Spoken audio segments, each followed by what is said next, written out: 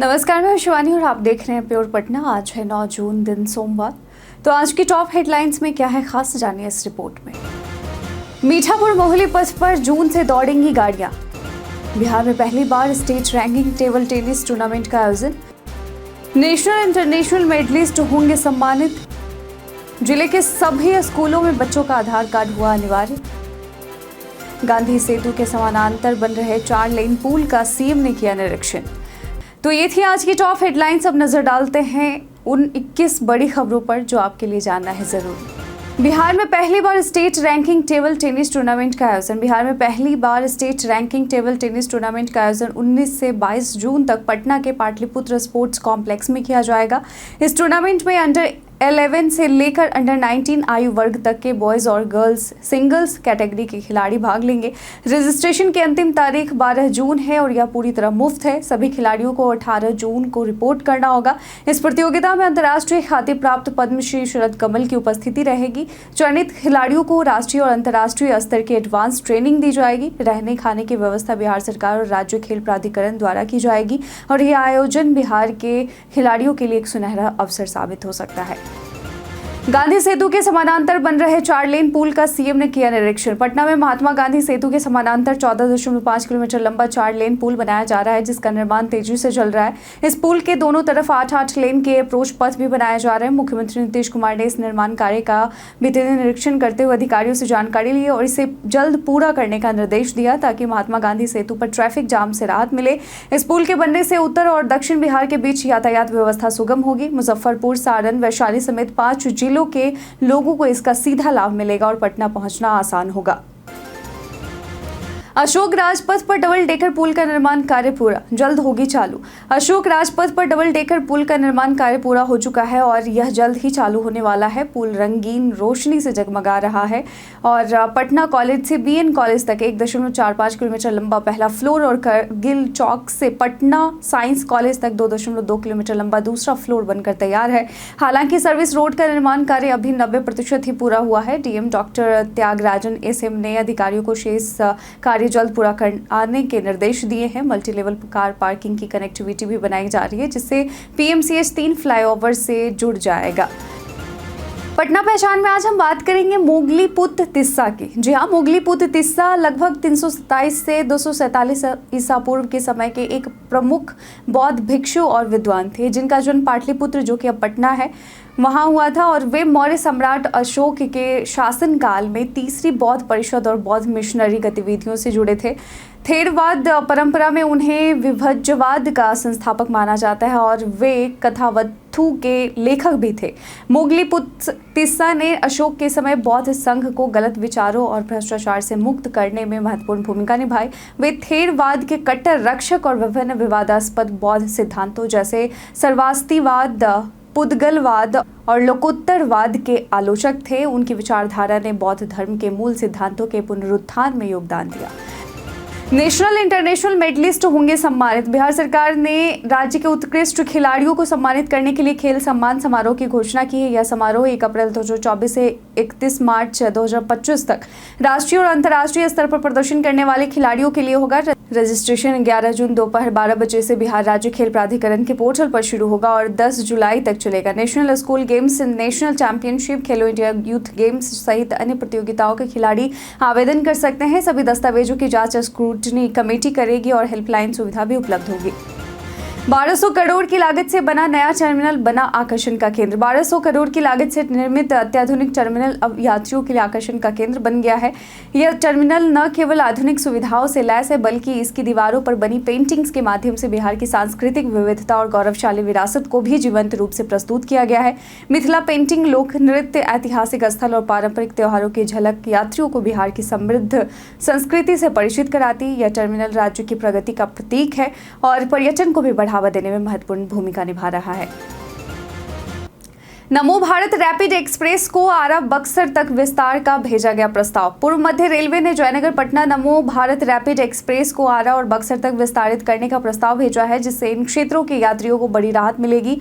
यह train 120 kilometre प्रति घंटे की रफ्तार से परंपरागत रेल पटरियों पर मेट्रो जैसी सुविधाओं के साथ दौड़ेगी। पूरी तरह वातानुकूलित coach, automatic door lock, mobile charging points, CCTV, bio vacuum toilet और कैवट एंटी कॉलिजन सिस्टम जैसी आधुनिक सुविधाएं इसे खास बनाती हैं। पटना से जयनगर का किराया सेकंड सीटिंग में 340 रुपये है, जबकि आरा और बक्सर के लिए किराया जल्द तय होगा, जो वंदे भारत से कम रहने की संभावना है। मंजूरी मिलते ही यह सेवा जून 2025 के अंत तक शुरू हो सकती है।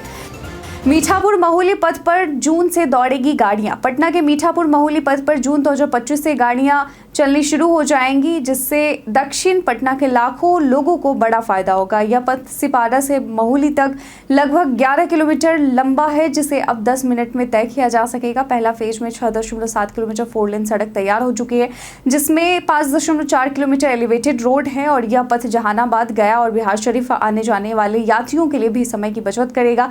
सिपारा से महुली तक निर्माण पूरा हो चुका है और भूपतिपुर से पुनपुन तक 9 किलोमीटर सड़क का उद्घाटन जल्द होगा। दूसरे फेज में मीठापुर सिपारा और महुली पुनपुन के बीच सड़क निर्माण नवंबर 2025 तक पूरा होगा।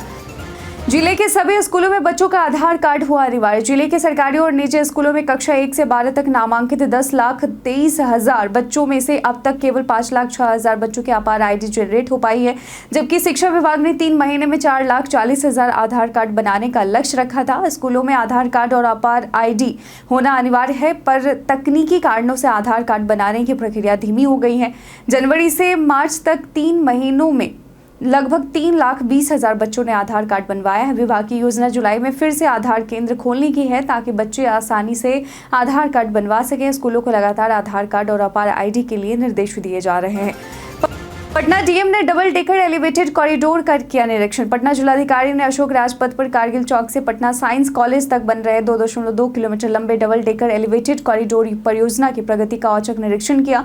फ्लाईओवर निर्माण लगभग पूर्ण है, जिसमें निचला डेक है जो कि 1.45 किलोमीटर का है और ऊपरी डेक जो कि 2.2 किलोमीटर का है। इसका कार्य पूरा हो चुका है। सर्विस रोड का 90% निर्माण भी हो गया है। जिलाधिकारी ने संबंधित एजेंसियों जैसे पटना मेट्रो रेल कॉर्पोरेशन, पुल निर्माण निगम और BMSICL को बेहतर समन्वय कर शेष कार्य शीघ्र पूर्ण करने का निर्देश दिया है। अंजुमन इस्लामिया हॉल के पास बन रही मल्टी लेवल पार्किंग को फ्लाईओवर से जोड़ने की योजना है, जिससे PMCH की कनेक्टिविटी बेहतर होगी और शहर का ट्रैफिक प्रबंधन सुदृढ़ होगा। बख्तियारपुर में 6 महीने में जर्जर हुई वेस्ट प्रोसेसिंग यूनिट। पटना के बख्तियारपुर प्रखंड की चंपापुर पंचायत में स्थित वेस्ट प्रोसेसिंग यूनिट की हालत मात्र 6 महीने में ही जर्जर हो गई। स्थानीय निवासी मनु कुमार यादव का आरोप है कि निर्माण में घटिया सामग्री जैसे दूसरी श्रेणी की ईंटें और कम गुणवत्ता वाला सीमेंट इस्तेमाल किया गया है, जिससे भवन का हिस्सा लोगों के बैठने मात्र से गिर गया है। यूनिट सड़क किनारे पर बनाई गई है और कचरा संग्रह की कोई उचित व्यवस्था नहीं है। प्रखंड विकास पदाधिकारी अशोक प्रसाद ने मॉनिटरिंग में लापरवाही स्वीकार की और मरम्मत का आश्वासन दिया। स्थानीय लोग पुनर्निर्माण और भ्रष्टाचार की जांच की मांग कर रहे हैं। भरी क्लास में स्टूडेंट ने खान सर से ऐसा क्या पूछ लिया, सवाल कि शर्मा गए खान सर। जी हाँ, शादी और रिसेप्शन के बाद जब खान सर पहली बार क्लास लेने पहुंचे तो छात्रों ने उनसे शादी से जुड़े कई मजेदार सवाल पूछे। खाने के मेन्यू से लेकर मेहमानों तक की बातें चली। इसी दौरान लाइव क्लास में मौजूद एक छात्र कुमार मंगलम ने अचानक पूछ लिया, मैडम की कोई बहन नहीं है? इस सवाल पर पूरा क्लास ठाकर उसे गूंज उठा और खुद खान सर भी शर्माते हुए मुस्कुरा दिए। मजाकिया लहजे में उन्होंने कहा कि गधा कहीं का।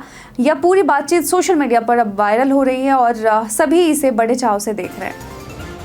पटना जिले में एक साथ 13 पुलिस इंस्पेक्टर का हुआ ट्रांसफर। पटना जिले में पुलिस विभाग में बड़ी सर्जरी की गई है, जिसमें SSP अवकाश कुमार ने एक साथ 13 पुलिस निरीक्षकों समेत कुल 14 पुलिस कर्मियों का ट्रांसफर किया है। यह कदम हाल के दिनों में बढ़ती अपराध घटनाओं को देखते हुए उठाया गया है। ट्रांसफर में पटना के कई प्रमुख और पौष इलाकों के थाने शामिल हैं, जैसे बुद्धा कॉलोनी, पाटलिपुत्र, मोकामा, बिहटा, आलमगंज, एयरपोर्ट, खगौल, पंडारक और साइबर थाना। SSP की इस कार्रवाई का उद्देश्य जिले में कानून व्यवस्था को सुधारना और अपराध नियंत्रण को बेहतर बनाना बताया जा रहा है। इस बड़ी थानों की सर्जरी से पुलिस प्रशासन में ताजगी और सुधार की उम्मीद की जा रही है। पटना में उमस और गर्मी से बेहाल हुए लोग। पटना में गर्मी का प्रकोप लगातार बना हुआ है और फिलहाल इससे राहत के आसार नजर नहीं आ रहे हैं। मौसम विभाग के अनुसार आज हल्की बूंदाबांदी की संभावना है, लेकिन व्यापक बारिश की उम्मीद नहीं की जा रही है। बीते 24 घंटे में पटना में बारिश नहीं हुई और अधिकतम तापमान 38.5 डिग्री सेल्सियस रिकॉर्ड किया गया है। सुबह से तेज धूप और दोपहर में उमस ने लोगों को बेहाल कर दिया है। मौसम वैज्ञानिकों का कहना है कि 10 जून तक मौसम सामान्य रहेगा और भारी बारिश की कोई संभावना नहीं है। हालांकि 10 जून की रात के बाद मौसम में बदलाव संभव है, जिससे मानसून की शुरुआत पटना समेत उत्तर बिहार में हो सकती है। पटना पर्यटन में आज हम बात करेंगे गुरुद्वारा गुरु का बाग की। जी हाँ, तख्त श्री हरिमंदिर साहिब जी पटना के 3 किलोमीटर पूर्व धौलपुर में पटना फतुहा रोड पर यह सुंदर गुरुद्वारा गुरु का बाग स्थित है। सामने एक सरोवर के साथ हरे भरे भूदृश्य से चारों ओर से घिरा हुआ यह तीर्थ स्थान आध्यात्मिक सुख का नखलिस्तान है और उस जगह पर बना है जहां गुरु तेग बहादुर पूरब की अपनी धर्म प्रचार यात्रा से वापसी दौरान ठहरे थे। बगीचे में उनकी पवित्र उपस्थिति ने कुम्हलाई हुई भूमि को, जो उसके मालिकों नवाब रहीम बख्श और नवाब करीम बख्श ने गुरु को भेंट की थी, हरे भरे बगीचे में बदल दिया और इसे गुरु का बाग नाम दिया गया। अब इनएक्टिव पैन पर लग सकता है 10,000 का जुर्माना। अगर आप पैन कार्ड का इस्तेमाल करते हैं तो यह ज़रूरी खबर आपके लिए है। आयकर विभाग अब उन लोगों पर 10,000 रुपये तक का जुर्माना लगा रहा है जिनका पैन कार्ड इनएक्टिव हो चुका है और फिर भी वे उसका इस्तेमाल कर रहे हैं। पैन कार्ड सिर्फ ITR भरने ही नहीं बल्कि बैंक, निवेश, लोन और प्रॉपर्टी जैसे जुड़े सभी फाइनेंशियल कामों में ज़रूरी होता है। आप ई-फाइलिंग वेबसाइट पर जाकर वेरीफाई और पैन विकल्प से घर बैठे यह चेक कर सकते हैं कि आपका पैन एक्टिव है या नहीं। यदि इनएक्टिव है तो आधार से लिंक करें या स्टेटस चेक करें। डुप्लीकेट पैन होने पर एक सरेंडर करें और लापरवाही जुर्माने और परेशानियों का कारण बन सकती है। हर साल 150 करोड़ का राजस्व नुकसान, 10 साल से अटकी होर्डिंग पॉलिसी। राज्य में 10 साल से होर्डिंग पॉलिसी न होने के कारण हर साल नगर निकायों को लगभग 150 करोड़ रुपए का राजस्व नुकसान हो रहा है, जिसमें अकेले पटना नगर निगम को 50 करोड़ रुपए का घाटा हो रहा है। बिना नीति के विज्ञापन शुल्क वसूलने और अवैध होर्डिंग्स पर कार्रवाई संभव नहीं हो पा रही है, जिससे अवैध माफिया करोड़ों की कमाई कर रहे हैं। अब नई सरकार ने पिछली पॉलिसी की कमियों को दूर करते हुए नई होर्डिंग पॉलिसी तैयार कर ली है, जो जल्द ही कैबिनेट की मंजूरी के लिए भेजी जाएगी। नई नीति के लागू होने से सुरक्षा मानकों का पालन होगा, अवैध विज्ञापन रोका जाएगा और नगर निकायों को राजस्व मिलेगा, जिससे शहर की सुंदरता और सुरक्षा भी बनी रहेगी। गंगा में स्नान के दौरान 2 छात्र डूबे, एक की मौत, दूसरा लापता। पटना के गांधी मैदान थाना क्षेत्र के अंटा घाट पर 2 छात्र रोहित कुमार जो कि 14 वर्षीय और संकल्प कुमार जो कि 12 वर्षीय है, गंगा नदी में नहाने के दौरान डूब गए। दोनों बच्चे क्रिकेट खेलने के बहाने सुबह घर से निकले थे, लेकिन गलती से अंटा घाट पहुंच गए। वहां 8 से 10 अन्य बच्चे भी थे। सभी नदी में स्नान करने लगे। संकल्प डूबने लगा तो रोहित उसे बचाने के लिए छलांग लगा दी, लेकिन दोनों डूब गए। रोहित की बॉडी मिल गई है जबकि संकल्प अभी भी लापता है। SDRF और गोताखोर उसकी खोज में लगे हुए हैं। फ्लाइट में बम लिखा टिश्यू, शरारती मुसाफिर से पटना पुलिस परेशान। एक अज्ञात शख्स फ्लाइट के शौचालय में बम लिखा टिश्यू पेपर फेंक कर सभी यात्रियों को चौंका देता है। वह जेब में टिश्यू रखकर उड़ान के बाद बाथरूम जाता है और टिश्यू छोड़कर चुपचाप सीट पर लौट जाता है। और यह वारदात पहली बार नहीं, लगातार दूसरी बार हुई है। पहले 31 अक्टूबर 2024 और फिर 5 जून 2025 को दोनों घटनाएं इंडिगो की फ्लाइट में हुई है, जिससे पटना पुलिस गंभीर है। पुलिस ने क्रू और यात्रियों की सूची मंगवाई है और CCTV फुटेज भी तलब किए हैं। CISF और ATS टीम जांच में जुटी है, लेकिन अब तक आरोपी का पता नहीं चला। क्रिकेटर रिंकू सिंह ने सांसद प्रिया सरोज के साथ कर ली सगाई। लखनऊ के 5 सितारा होटल सेंट्रम में भारतीय क्रिकेटर रिंकू सिंह ने समाजवादी पार्टी की सांसद प्रिया सरोज को अंगूठी पहनाकर अपनी सगाई की पहली रस्म पूरी की। यह खास मौका परिवार सहित लगभग 300 मेहमानों की उपस्थिति में आयोजित हुआ। प्रिया के पिता विधायक तूफानी सरोज ने इस भव्य आयोजन में अखिलेश यादव, जया बच्चन, केंद्रीय मंत्री और कई सांसदों को आमंत्रित किया था। रिंकू और प्रिया की अंगूठी की कीमत 2.5 लाख रुपए से अधिक बताई गई है। IPL 2023 में 5 लगातार छक्के लगाकर सुर्खियों में आए रिंकू की जिंदगी इस सगाई के बाद नई दिशा में बढ़ रही है। दोनों की पहली मुलाकात 2023 में हुई थी। भारत के इतिहास में आज की तारीख कई कारणों से है दर्ज। लाल बहादुर शास्त्री 1964 में भारत के दूसरे प्रधानमंत्री बने। भारत की प्रथम महिला IPS किरण बेदी का जन्म 1949 में हुआ। भारतीय फिल्म हिंदी अभिनेत्री अमीषा पटेल का जन्म 1975 में हुआ। भारतीय हिंदी फिल्म अभिनेत्री सोनम कपूर का जन्म 1985 में हुआ।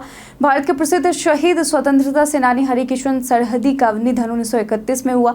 हिंदी फिल्मों में शीर्ष निर्देशक, निर्माणकर्ता और पटकथाकारों में से एक राज खोसला का निधन 1991 में हुआ और हिंदी चित्रपट निर्देशक चलती का नाम गाड़ी सत्येन बोस का निधन 1993 में हुआ। भारत के स्वतंत्रता सेनानी, सांसद तथा प्रसिद्ध किसान नेता NG रंगा का निधन 1995 में हुआ। भारत के अमर शहीद प्रसिद्ध क्रांतिकारी दिनेश चंद्र मजूमदार का निधन 1934 में हुआ और आज ही के दिन अमर शहीद बिरसा मुंडा की पुण्यतिथि के तौर पर मनाया जाता है। तो इसी के साथ बीते दिन हमारे द्वारा पूछे गए सवाल का आप लोगों में से बहुत लोगों ने अपना जवाब में कमेंट सेक्शन में लिख कर दिया था। जिन्होंने पूछे गए सवाल का जवाब दिया है उनके नाम है लवली, स्वास्तिक कुमार, संजीव कुमार, ध्रुव कुमार, अनूप, मीना कुमारी, शानवी गुप्ता, संजय कुमार यादव, रंजीत मिश्रा और राकेश मिश्रा। इसके साथ ही बढ़ते हैं आज के सवाल की ओर। आज का सवाल है कि आपके क्षेत्र में ऐसी कौन सी सड़कें हैं जिन्हें जल्द मरम्मत की ज़रूरत है? साथ ही अपने क्षेत्र का नाम भी अवश्य लिखें। आज के बुलेटिन में बस इतना ही। आप अपना जवाब हमें कमेंट सेक्शन में लिखकर ज़रूर बताएं और साथ ही पटना की तमाम खबरों के साथ अपडेट रहने के लिए देखते रहें प्योर पटना। और अगर आप यूट्यूब चैनल पर देख रहे हैं तो चैनल को सब्सक्राइब कर लें। अगर आप फेसबुक पेज पर देख रहे हैं तो लाइक और फॉलो करना ना भूलें। धन्यवाद।